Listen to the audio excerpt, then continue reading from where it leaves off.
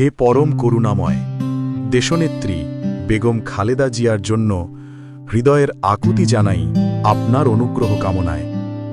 যে অসুস্থতার ছায়া তার চারপাশে ঘনিয়ে এসেছে, তা যেন আপনার কুদরতের সূর্যে ভোরের কুয়াশার মতো মিলিয়ে যায়।